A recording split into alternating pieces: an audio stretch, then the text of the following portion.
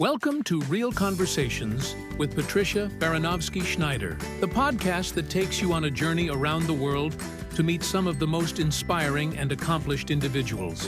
Discover their stories, uncover invaluable business lessons from their paths to success, and gain exclusive insights on how to apply their strategies to elevate your life and business.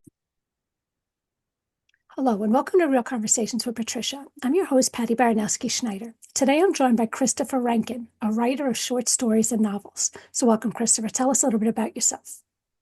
Yeah, thanks. I'm excited to be here. So I just released my first novel. I've spent the past year kind of focusing mostly on short stories. Okay. And prior to that, currently, I work as a management consultant. I was in the military. I was really into music. And I'm kind of glad I waited until like this last year to really start writing. I was able to like build all these different experiences through life, meet all these different people, which Mm, I think have really been able to guide the way that I tell a story. I think it's right, hard to tell a story when you don't know, you don't have any life experience yet. So exactly. now I'm able to build on all that and create characters and worlds, and it's been an exciting time. Nice. A jack of all trades. So, you talk about your journey from musician to military service, corporate finance, and finally writing. So, how did the experience to shape your voice as a writer? I was able to meet all these different people, like I said. So, like playing music around Charlotte, hanging out with my friends and going to open mics and being in front of people, it got me like out of my comfort zone and getting to meet Mm. different people.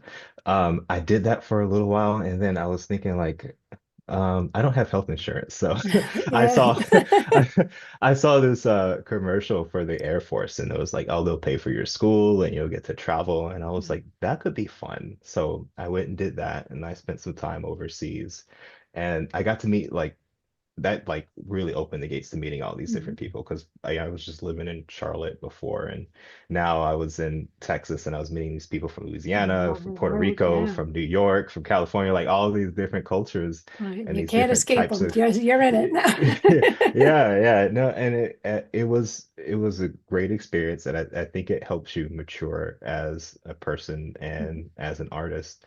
So I was in the Air Force for about 7 years, and I decided to get out and started working in corporate finance. I left all the art parts behind for a little while, and Took a uh, break. yeah. And then um, the past year is kind of where, like I said, when I really started to get back into writing. Like it had always been something I enjoyed doing, like even doing music. Like I really liked the sitting down and writing it out process. Yes. And I always had during this whole time, like these ideas would pop up, but you just never sit down and write them out. And Right. then one day I was like, let me sit down and just start like putting the words on the paper and Right. see what happens. And it started with the first short story, which went to another one, which evolved into a novel, which evolved. And then I'm working on my second one now. So it's been a fun process. Awesome. It kind of brings out that creative gene, It's like when Yeah. I write, it's more like not so much creative, but I don't speak a lot. But should be, it depends who you ask. They tell me she don't shut up. But normally, like anything emotional feelings, I just keep all that bottled up.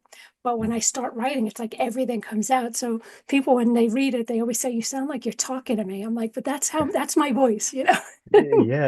And for one, it's therapeutic, and two, Yeah. it's like, yeah, it is you in a way, Yeah. that you've, Part of me they'd never able hear before. Yeah. exactly. You're Yeah. able to share it, and you're able to share this with people. So it's Nice. kind of cool. Now, you said your first novel was released or it's about to be released. Just released last week on the 17th of Oh, January. So, congratulations. thank you. So what was the most challenging part of writing it? How'd you overcome the hurdle? Editing is the most difficult part. So it's like when you sit down and you write and you have an idea, and like for me, when I'm writing, it's almost like I'm watching a movie. Like I can see the scene Right. happening and I'm like Awesome. typing it out, and it's kind of cool. It's like this first sneak peek experience Yeah. that no one no, like this movie that only I've gotten to see so far. That part is fun. The editing is a little bit more difficult because it's kind of like where I'm trying to marry the writer to the reader, where it's like, okay, it was fun sitting down and putting this all out, but can you sit down and can you read it? Like, is it is it keeping your attention like Right. page after page? Is Right. it making sense? But then you also have to be like critical of yourself, you know? You know, like so speaking of the voices, like there's this thing where people hate the sound of their own voices because it Yeah. sounds different when you hear it, Right. you know, in your head when you hear a Right. recording. I feel the same with writing. So I'm like, oh, is that what my That's voice not sounds me. like? Yeah. Did I actually say that? No, but that is awesome, though. I mean, but I can imagine you have to be your own critic. But I guess better you be your own critic than someone else saying this sucks. What the hell? But yeah, at least you could. Well, see, I can take that sucks if it's like an honest critique, but Yeah.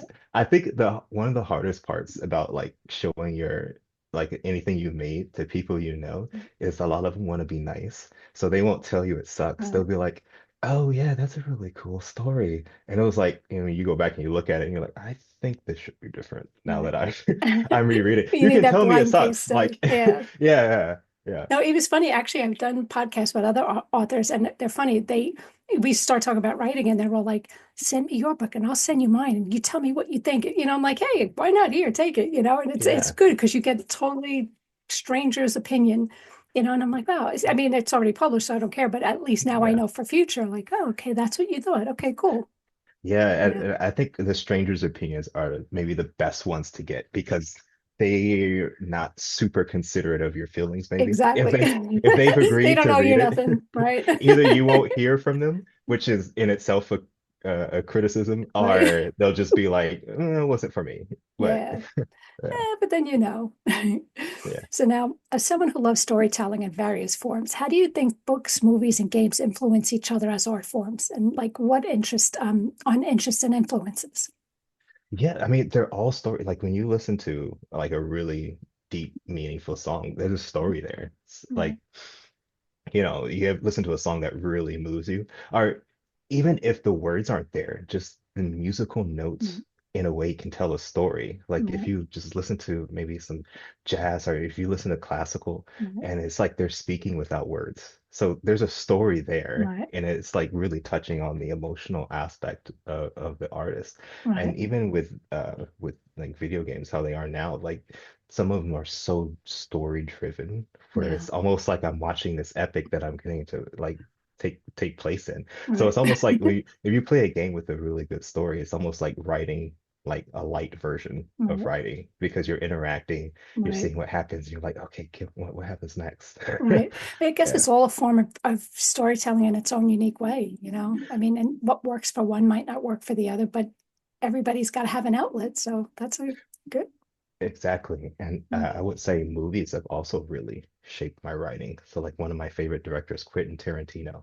It's Oh like if no. I'm writing and say, yeah, if I'm writing something, I'm like, I want to build tension the way he does, Yeah, like oh, he in a definitely scene. does. And it's fun because he'll build tension after he's already told you what's going to happen. You And I was still like, can't that, help it. yeah, it's really like a truly different kind of art because attention usually comes from like, I don't know what's about to happen. Right, Like, oh my God, this is what's going to happen to this guy. But Quentin Tarantino will tell you, yeah, that guy died 30 minutes ago. And then he'll have the scene and he'll just right, build the tension. And it's like, how did he make me forget what the end was going to be? right. So, Because he thinks so outside the box that even if what you thought was going to happen, it happens 10 times more extravagant. So yeah.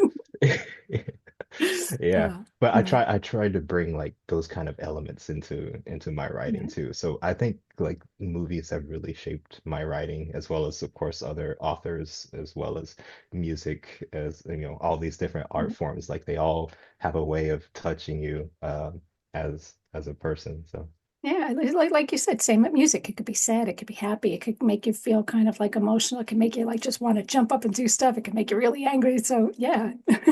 yeah, because I was some classical. It was the one about the four seasons, and I'm brain farting on the name because I'm really terrible with names. But I was like, I can't imagine people how you can go to a symphony and sit with and listen to something that can move. It literally moves you. Like I would You just be see like, people oh my God, crying. Yeah. yes, yeah. I'm like, like I have to get up and I have to move. I have to feel. I feel like this is so energizing. It's Right. like, but yeah, But it's everything has its place, like maybe somebody else would be like, I'm not into it, but maybe they would like something different. So you find whatever it is that you're attracted to and kind of gets you going, which, is perfect. And same with the books. What somebody else might find so much joy in it. Someone else might love this. Someone else might be like, not my thing. They might be into horror, whatever. Yeah.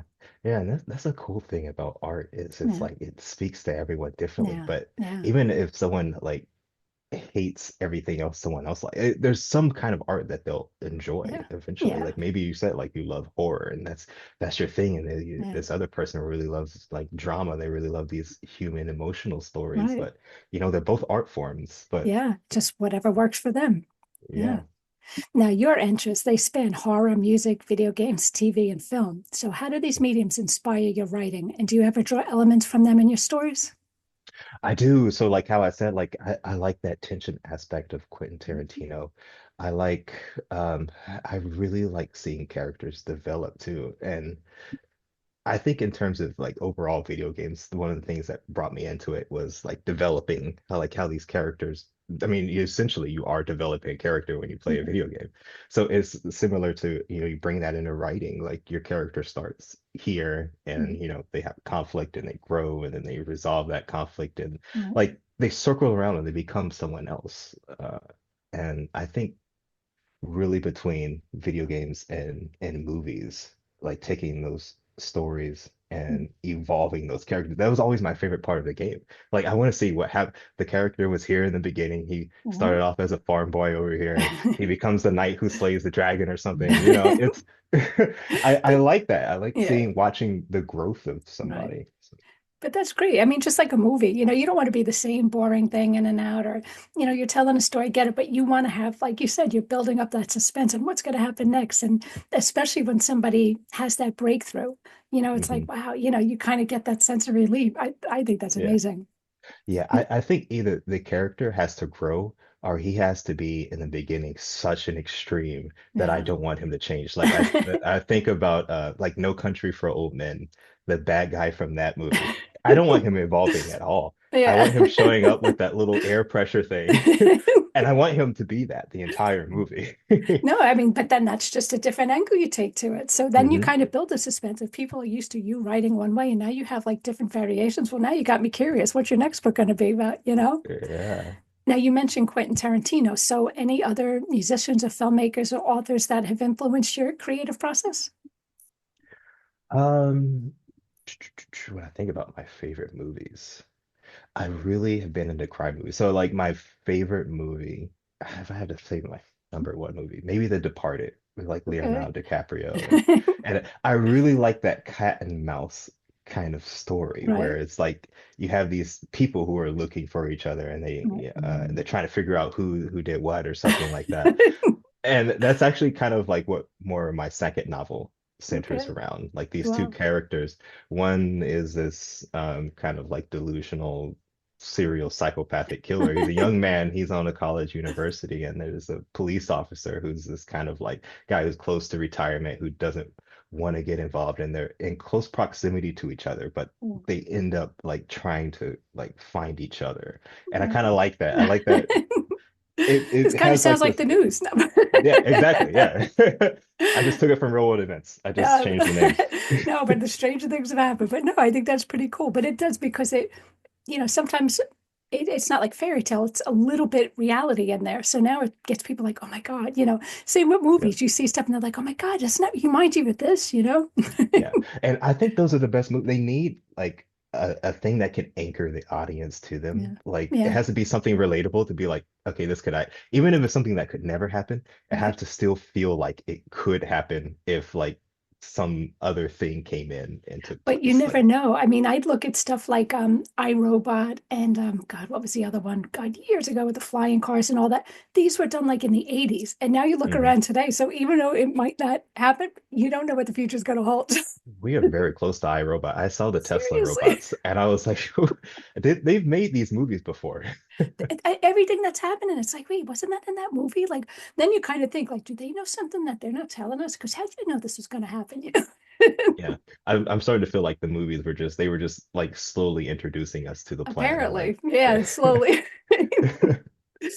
Now tell us what your background in music. Do you see any parallels between creating music and crafting a story? And like, how do they differ in expressing emotion or narrative? Like, on personal.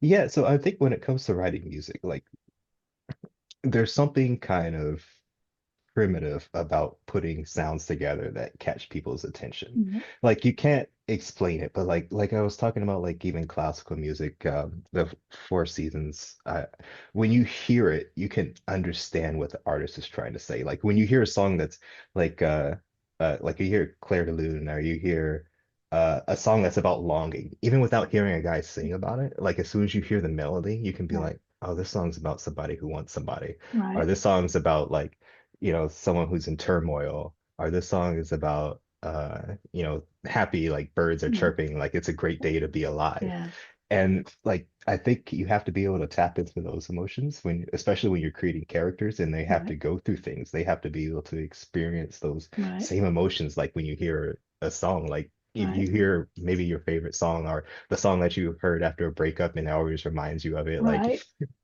like you want to be able to tap into right, those feelings, and even like songwriters have to be able to tap into those feelings, like when they write those sad songs that right. make you kind of like tear up even though you weren't Yeah, sad before, you just heard it and you're right. like for some reason I feel sad now hearing this, and Yeah, it's almost like they're doing like a hypnosis with sounds that yeah. No, invoke you're these. 100% right, though. Yeah, Yeah, because you could just hear the melody and whatnot. Is it going to be upbeat? Is it not? And some of them I've seen where they try to mix it up a little bit, but like you hear the yeah, wording and you're like, it didn't yeah. didn't accomplish that because I know where you're going with this. Yeah, I think a really good example of that is if you ever listen to Hey Yeah by Outkast. Yeah. The song lyrics are very sad, but music, the melody is so upbeat. Like he's singing about like how we can never love anymore, Yeah. and like Yeah, you wouldn't get that. You wouldn't get that y- message y- just going with the beat.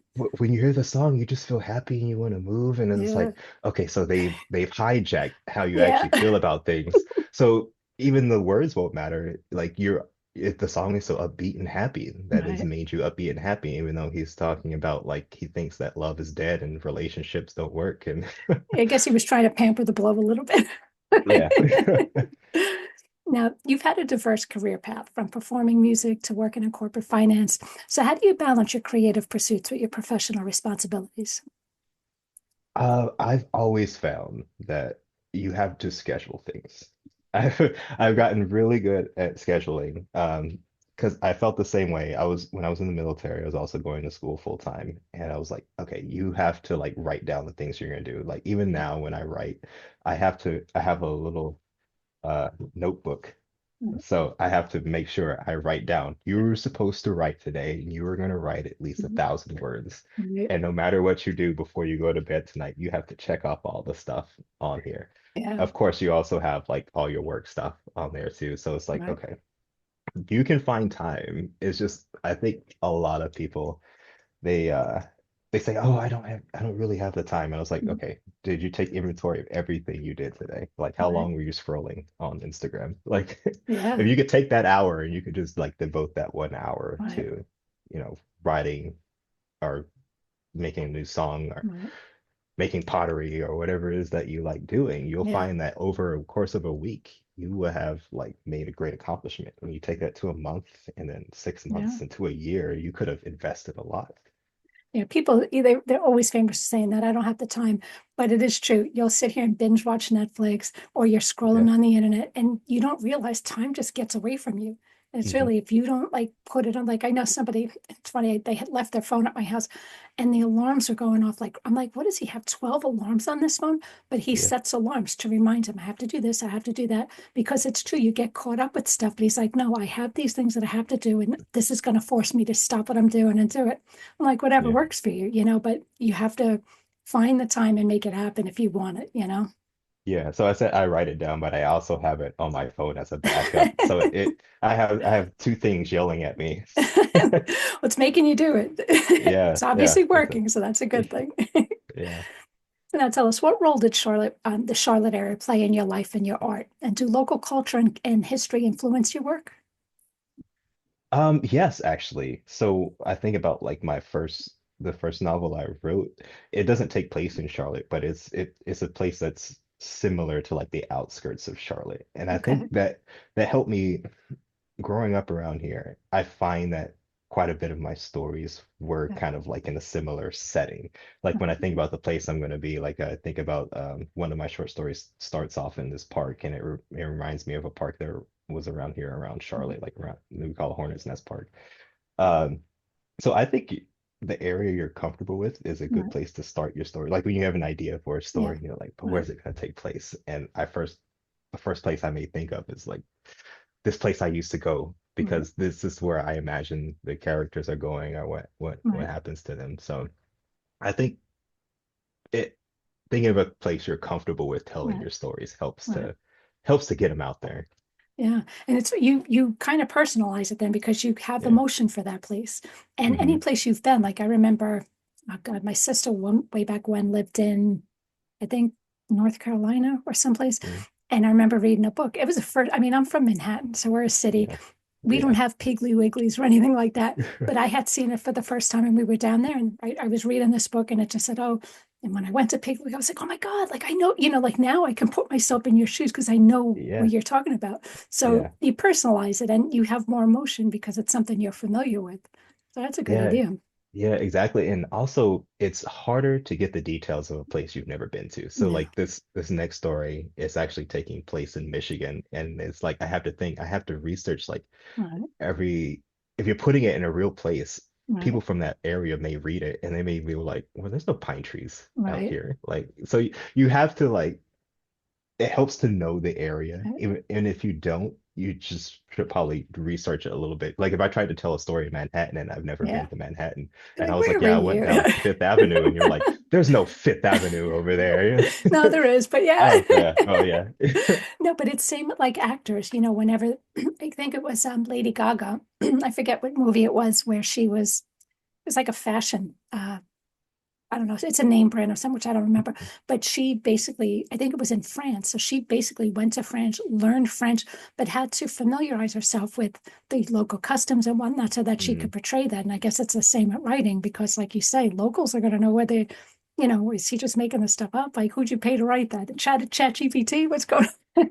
Yeah, yeah, no, Yeah. you're absolutely right. Like if you try to, I it made me think of another Quentin Tarantino movie, the Inglourious Bastards, where in Germany they count by with using their thumb for one. And it Oh, was like okay. if I tried to like tell a story and I had a German guy and he was counting like and I had him count like with his index finger, Right. all Right. the We don't Germans do would be that. mad at me and I would get Yeah. so much negative feedback. And Yeah, they won't be anybody reading your book from Germany. exactly, they would boycott me because they would be like, we don't count like that. Nice. Now tell us what your next novel in the works. Can you share a sneak peek of what readers can expect? And like what advice would you give to aspiring writers who want to basically look and start their journey? Yeah, so I mentioned it a little bit before, but this one it's about this young guy. He starts off in a small town, kind of similar to where my first novel was, but then he ends up going to school, university. He goes to school in Michigan, and he's kind of he's delusional. He serial killer thinks that it's a work of art that he's creating. So he goes to his university and he starts trying to like make his artwork, but there's also this detective who is he's kind of an alcoholic, old, like stereotypical police guy who he gets pushed out of the force He's onto the ready to same leave. Yeah. university as yeah, yeah. But he like a quick synopsis, he starts going after this guy. He gets involved in the case. His old partner was eventually take or was taking it in the first place. And I don't want my to, yeah, I don't want to give the story away. yeah, So. yeah, I'm not going to give too much of the story away, Yeah. but eventually it becomes like this chase between the two of them where they both end up trying to go after each other. That'd So be interesting.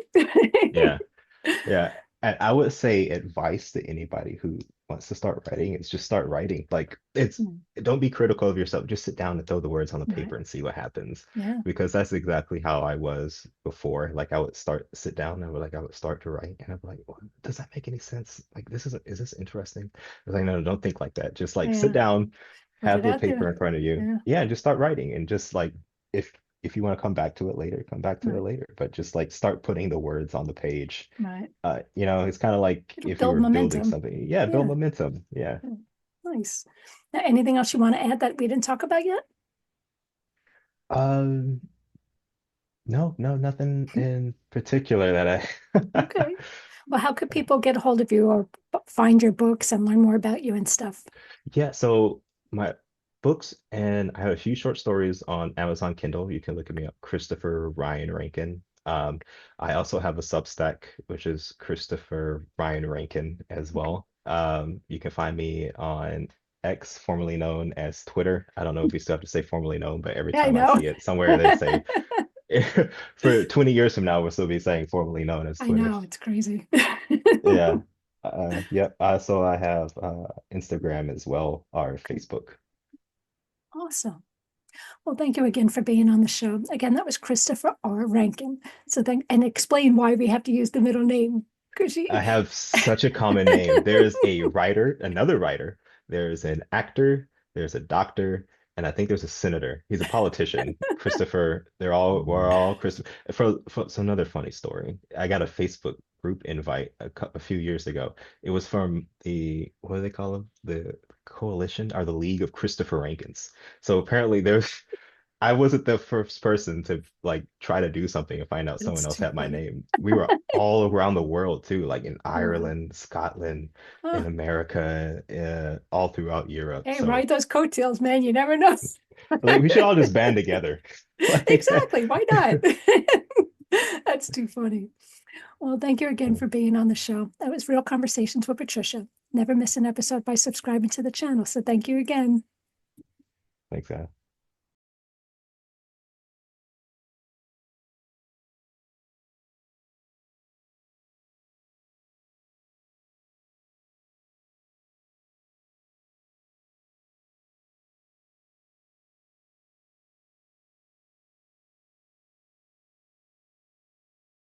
Thank you for listening to Real Conversations with Patricia, talking with some of the most brilliant minds on their journey to success and their recommended strategies. Please leave your feedback and visit pristineadvisors.com to get the latest and greatest business advisement on the planet. Feel free to let me know your thoughts, suggestions, and anything else you'd like me to cover. Together, we can make success happen for all.